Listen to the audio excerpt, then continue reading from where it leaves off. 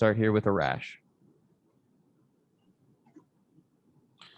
Hey, George. Arash Madani here from Sportsnet. I'm one of the TV reporters who covers the team. Nice to meet you, whatever this is. Look, I know it's late February and October is a million miles away, but I think one of the real reasons that you're sitting here is because of what you've been able to do over your career in October. What is it about the postseason, that stage, October, that brings the best out of you in your mind? I don't know. I just try to embrace every day for, exactly what it is. And I try to just enjoy it. I try to have fun. I understand that you never may get back to this position and you never may get to the playoffs. So just go out and enjoy it. The thing is in the playoffs, stats don't matter. Stats are irrelevant. Go out and play. Go out and do what you have to do at that moment in time, and then you move on. So I just honestly just try to enjoy the moment. Some people shy away from it. Some people thrive in it. Why do you think you've been able to thrive in that stage, on that stage, in those moments? Again, I just like to have fun. I like to try to enjoy, a lot of people tend to put emphasis on stats and all that stuff. And in my opinion, in the playoffs, stats don't matter. It's about a win or a loss. So, at that moment in time, just slow yourself down and try and do whatever the game says. And then honestly, just whatever happens and you move on. Thanks, man. Yeah. We'll go to Scott. Hey, George, good to see you again. I guess the first question here is, after running around, in Houston, doing the same kind of things with the same guys for so long, does this feel strange at all to you, being in a Blue Jays uniform in a new spot? It does. I've only known one thing for pretty much my my whole life. I've only known the stuff in Houston. I love those guys. But I'm here now, and it's a new opportunity for me. I'm enjoying this. This has been fun. It's only been 3-4 days, but to be out here and we're really kind of enjoy being around guys who I know already and have actually played with, and then just to meet guys, to kind of walk around the complex to see what it's all about is it's fun for me. I mean, there's a long list of things people can point to, whether it's the leadership or the playoff experience Arash was talking about, power, speed. What is the one area you think you can contribute most to this group? I'm not going to put a finger on any one thing. I'm just going to try and do my job, and, I'm going to try and help whichever way I can. And hopefully lead by example. Just go out and play as hard as I possibly can every day. And that's understanding, that I'm gonna fail. Don't try to do too much. Don't try to show emotion a lot. But you know what? Just go out and have fun, enjoy the game, and play how I want to play and play how I know how to play. And we'll see what happens. Great. Thanks, George. Yep. We'll go to Ben. Hey, George, thanks for the time. Along the lines of Scott's first question there, it's obviously just been a few days since you've been in Blue Jays camp, but is there anything that you've kind of observed or learned, or anything that stood out to you about this camp, this site, this group that you didn't know before signing here? I can tell that this group has a lot of camaraderie already, for being as young as they are, but there's a good mix of kind of older players, to support that. I think it's hard, once you kind of see it, to understand, that camaraderie is a thing. And I can tell that the guys who have been here, the clubhouse, the locker room that has already been established, it's a fun locker room. These guys enjoy one another, and I'm excited about it. Nice. And for you personally, what is like what's a good spring for you? How often do you want to play? How often do you want to be out in the field? How often do you want to go on road trips? Like what's your normal rhythm for spring training? Honestly, I've always been a guy that just does what I'm told. You know, like if I'm supposed to go somewhere, I'm gonna go. I'm not gonna complain about it. I've been known to actually get mad when when I come out of a spring training game. You know, I love playing. You know, I love the reps. But you know what? I'm gonna do whatever they want me to do, and then I'll move on from there. Cool. Thanks. We will go to Arden. Hey, George. I know you probably didn't get to play with Teoscar a ton in Houston because he was kind of on the way up before he was moved. But I'm just curious what you remember about him from those days you were sharing time in Houston. Yeah, I've known him for a while. I've always thought very highly of him. I've always thought he was a good player at the time. I've always thought that he has the ability, he has the makeup, he's got the mindset to be a great player, and I think with the success he's been having, and he had especially last year. I think you're really starting to see a glimpse of kind of what he can do. I don't think he's even really scratched the ceiling yet with kind of the player he can be. But it's he's a fun guy, a great guy. He works hard, and I'm excited to be back with him. Yeah, he really kind of emerged last year as a bit of a force in this lineup. Like, were you watching that from afar and kind of just enjoying? Yeah. Yeah. I've always known the player that he was, but I think, a natural progression, he's becoming the player that he can be. And he works hard. He puts in the work. He understands himself. He understands what he has to do. But he's always trying to get better. He's always asking questions. He's always willing to work. And you can mix that with anything. And he's a special talent in my eyes. And I love to watch him play. Great. Thank you. Yep. We'll go next to Shy. Hey, George, appreciate the time. Hope you're having a great day so far. Oh, yeah. I'm curious, you often hear players when, they're coming off down years, going to a new situation, or they talk about wanting to change of scenery and wanting some different inputs. Obviously, that's not the case for you. I mean, you're coming off a great season. I'm just wondering, as you kind of go into a new environment, how much do you try to sort of replicate everything, going to what you were doing, how things were going for you in Houston, and then how open are you to maybe taking a look at some different approaches, because you want to obviously get better, but you don't want to disrupt what you had already. Yeah, I think every organization is different. Every organization does things differently, that they believe in different things.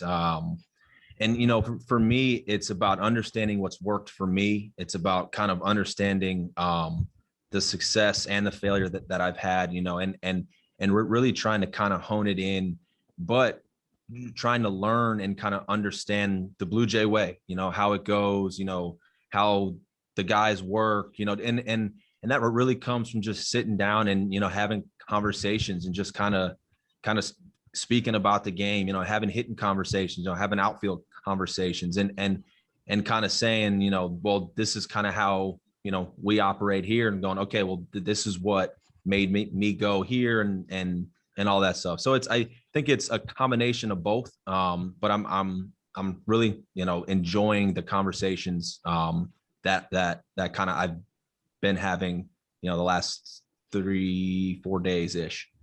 Right. Would you be able to share an example of maybe one or two things from your routine in Houston that are sort of definitely coming with you here, and then maybe a couple areas where you're a little bit more open to experimenting with different things? Yeah, I mean, I do the same thing every day. I prepare the exact same way, whether that's in the cage, it's in the weight room. I won't change that. I do the exact same thing. That's a routine that's been developed over years, with a lot of input from a lot of people. So, I will do that. I will get myself, prepared to play the exact same way every day. And also I will do the exact same thing after the game, or, after practice. but I'm willing to do anything. No, I'm kind of willing to sit here and to take any feedback, whether it's bad, good, indifferent, and to understand things and to really help me become a better player in general. Appreciate the insight. Yeah. We'll go to Rob. Hey George, you referenced the camaraderie earlier. This being new to you, how do you sort of integrate yourself into that environment, and especially when you're going to be a guy that's going to be looked upon as a leader for this team? Well, I got to do a lot of listening, a lot of watching. It's my job, to kind of earn the respect of the guys that are in the locker room. It's not just handed out, so I need to earn that respect, and the atmosphere that's been here, that's been established here already, is my job to kind of understand it. It's my job to navigate it. It's not anybody else's job to figure me out. It's my job to figure them out.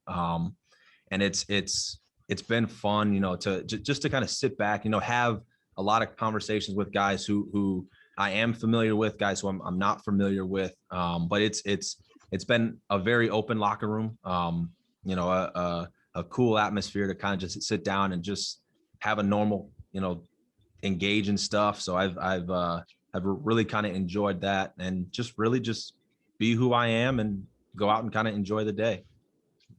Teoscar's not the only guy around here that you knew from your Houston days. I'm wondering what influence Dave Hutchins had on you earlier in your career when he was over there with the Astros.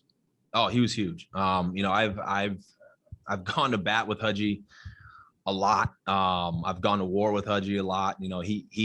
He understands me. I understand him.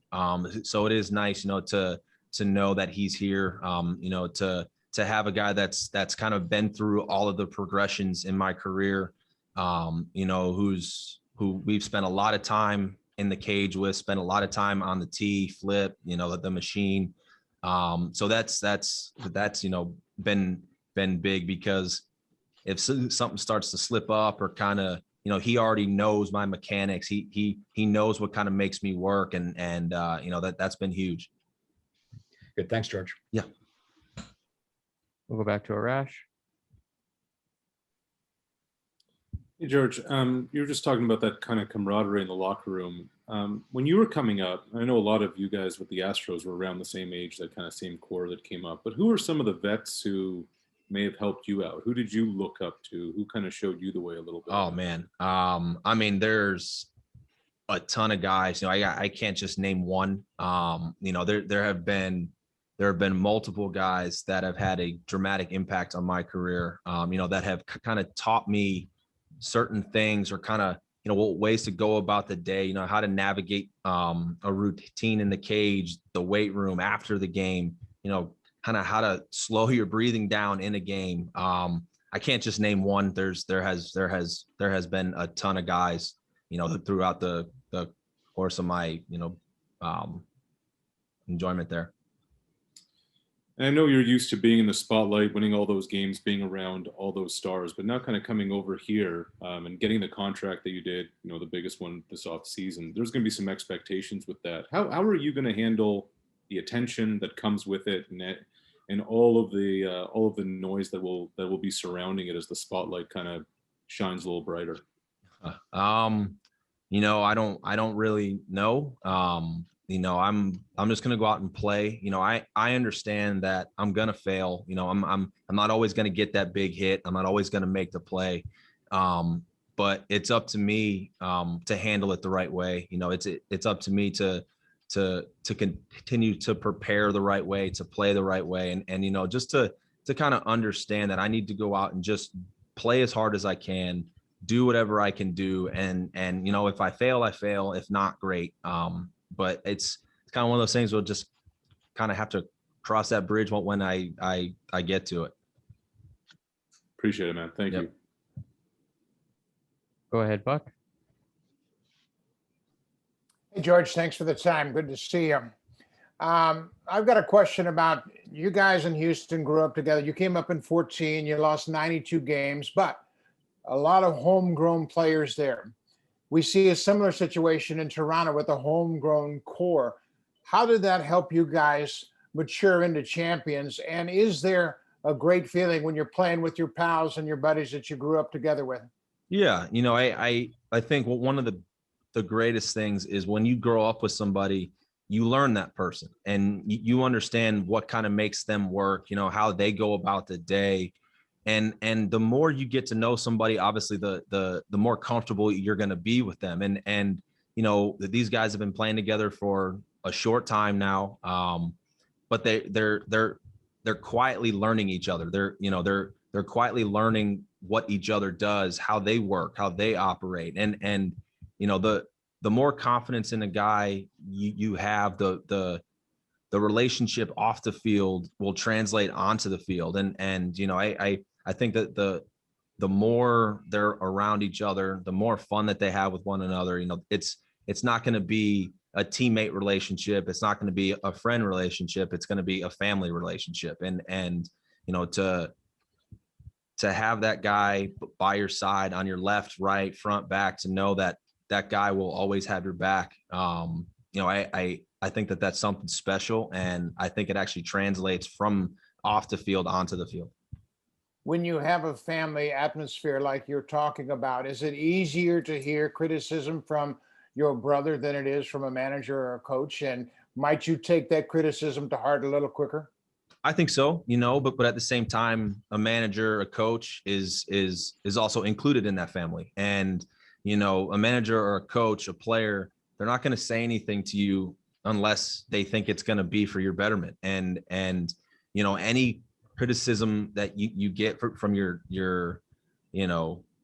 third baseman, your shortstop, your manager, whatever it is, it's going to make you better, but it's also going to make them better, and there's certain standards that'll get set, that there'll be certain ways to play the game, hard, fast, aggressive. And when everybody understands that everyone's going to play the same way, is going to do the same thing.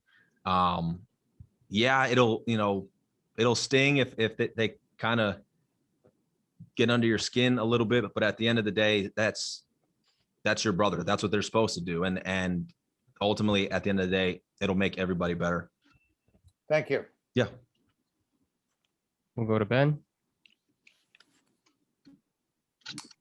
Hi, George. I had a question specifically about communication and how you want to take ownership in the outfield, knowing, or at least it seems like in spring training, you're going to play center and you're going to maybe play a little bit in right, and how that communication, one in the outfield, but also the way that the Blue Jays shift and how an outfielder takes charge and how much time it will take you to get comfortable.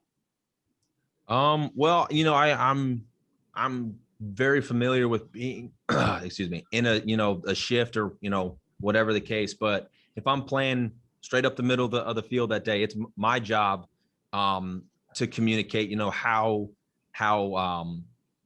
the outfielders are supposed to play. It's my job to get behind guys, my job to let them know, space, room, in, out, up, down.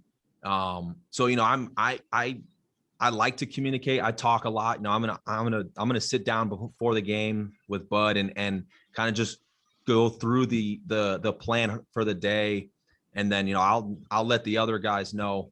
It's not that their job to kind of figure it out. It's mine, because I'm the one that's right in the middle of it. So I will do my homework. I'll make sure that I'm prepared so I can help the guys at the best way that I can. And then a little shift in direction here, still connected to the Houston community. I'm sure the guys that live there, also a handful of guys in that clubhouse that you're now with, in the things that are happening and developing in Texas. What's your connection and communication with kind of the dire straits that are going on down there? Yeah. Just as a person who lived there, it's really hard to see, there's a lot of people that don't have power, don't have heat, don't have water. The ceilings have collapsed, the roofs have collapsed. That's a place where it's obviously not built for extreme stuff like that. So it's, on a personal level, it's sad to see, that there's a lot of people that are struggling down there. So, I hope everybody's okay. I wish everybody the best, and just to hang in there. and keep moving forward. Thanks, George. See you Sunday. Yep. Go ahead, Laura. Hey, George, thanks for taking the time. You mentioned there talking to Ben about communicating in the outfield. Obviously, you're going to take a certain amount of ownership, but what do you expect from the guy on your left and the guy on your right? The exact same thing that they expect from me. And that's, to be there, to understand the situation, to know if I'm in a certain place. I expect them, to know if it's automatically their ball, if it's not, to move with me. But I also want them to let me know if they see something, if they can see a certain thing in a guy's swing, or if they just honestly have a hunch and just think he's going to hit the ball over here. Because as an outfielder, we have to move together and do things together. Otherwise, you're going to create a massive hole out there, and that's not what we want to do. So I don't expect everybody to be like me, to communicate the way that I do, but we all have to be in sync and kind of understand how each and every guy plays. Is there any particular work that you're going to do going into the season to ensure those relationships are ready by opening day? Yeah, I will have kind of individual, but as a group conversations with guys, just to kind of get to know guys, know that there are guys who play a little bit more aggressively. There are guys who aren't. So, it's my job as an outfielder, especially the guy that's either going to be playing right or center, to understand how each and every outfielder who's going to be on my right or left plays. So I'll have those conversations, especially as the games start going on here. Thank you. Yep. We'll go to Mike.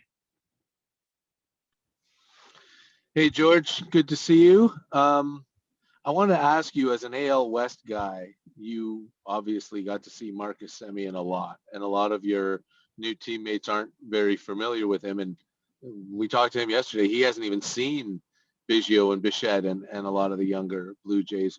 What from the opposing dugout did you see, and what can the Blue Jays expect to get from him? One, he's a great player. Just, playing against him for as long as I did, he was never an easy out. He works his tail off. He's in the position he's in today because of himself. The work he's put in with a lot of people, obviously. But he's a special player. He's a smart player. He understands the game. But he works his butt off. And I'm happy to be here with him. I've seen him get a lot of hits against us. So I'm really looking forward to having him on my side. He talked about having been at his best, or having his best year when he was leading off for Oakland. He was leading off, you were leading off. Biggio and Bichette have both been leading off. There are a lot of guys on this team who can hit in the top of the order. Have you thought at all about how that might break down? No, I think that's a great problem to have. Guys who are comfortable in a certain place, I think is a great thing. Again, I'm here for the team. I'll do what he needs me to do. And that's the overall attitude of everybody here. And I just wanted to ask you, I feel like I have to ask you every time. There's been a lot of talk about Houston and growing up in Houston and the things you did in Houston, growing up as a ball player. I mean, now that you're in a new situation, in a new place, do you feel like there might be a time where you might have to address what happened there, or is it all just about moving on? I think this is about the Blue Jays now, and I'm here. I'm going to enjoy my time here, and I'm going to enjoy my locker room. And I'll go from there. All right, thanks. We'll go to Caitlin. Hey, George, good to see you. I'm coming from another organization in Houston. I don't know what their facility is like in Florida, but what's your first impressions of the Blue Jays' new facility there? We haven't seen it yet. We're getting a tour in a couple of days, but I'm just wondering from your perspective as a player, what it's been like there. It's impressive. this is very, very impressive. You know, I obviously I was in a very impressive facility in Houston, but this is special. It's, you know, it's awesome to see the organization are really putting, you know, stock into the complex, you know, stock into their players, and you know, the weight room's unbelievable, the fields are unbelievable, the locker room is awesome. So that you know, this is a really special facility. Given that you know what it's like then to have springs in good facilities, like how does it help players prepare? How does it add to maybe even camaraderie or just team building or anything? Like how does it add to, you know, making the team actually better on the field too? Yeah, I mean, obviously there's a ton of stuff here for guys to get better with, you know, from the cold tubs to hot tubs to weight room to a ton of cages, field availability. You know, that there's a lot of physical stuff, obviously, that is in this space that'll just make guys kind of work harder because it's here. You know, to know that you have certain things that you may or may not have had in the past is awesome. And you know, again, special facility.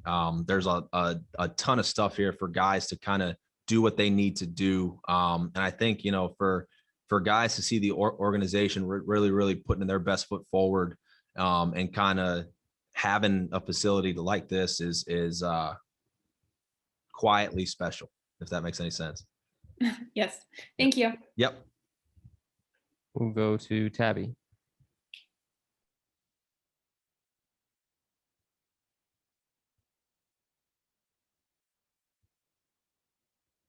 Oh, you're on mute there, Tabby.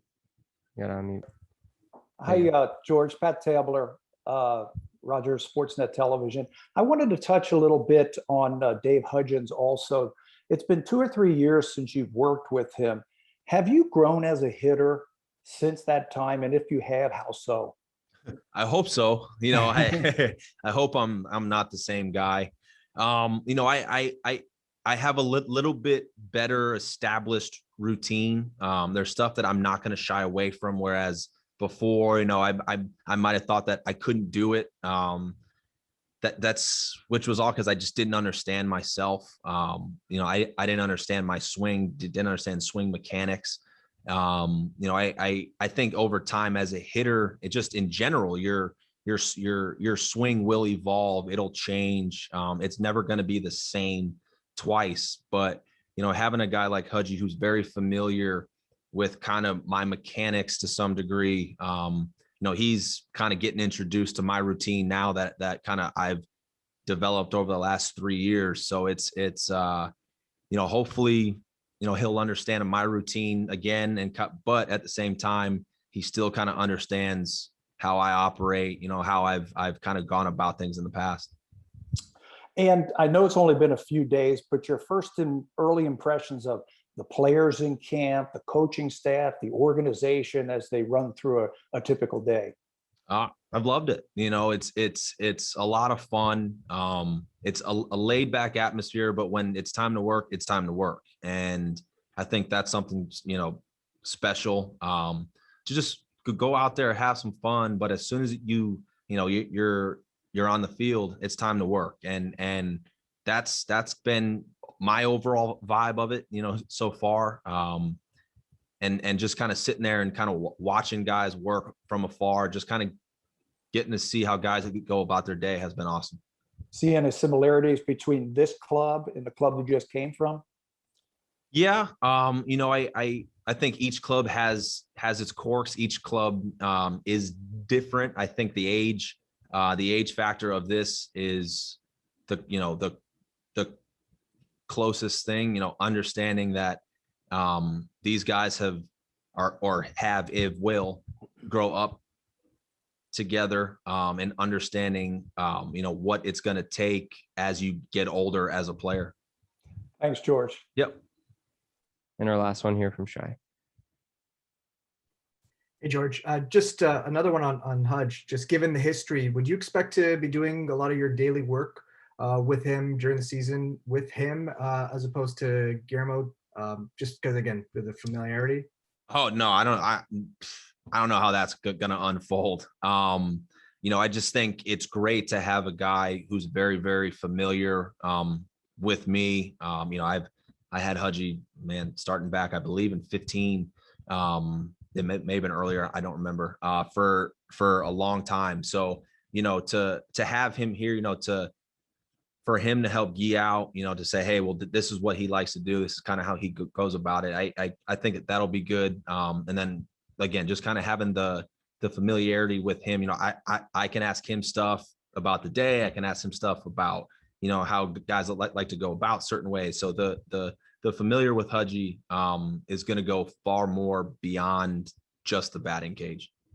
And you mentioned before to Tabby about the growth and understanding of your swing since the last time you were with Hudgy, and how you better understand how all that stuff works. Are you a big data guy? Do you like a lot of using Rapsodo, those pieces of information? And is there some data that you would get in Houston, knowing how analytically inclined they are there, that you're hoping to replicate here with the Jays? I'm not a big data guy.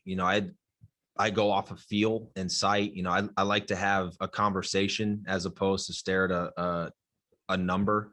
I do understand that it can help you. There are certain things that can help, understand your swing, but I like to go off of feel and sight. All right. Appreciate it again. Thanks. Yep. Thank you, everybody. And thank you for your time, George.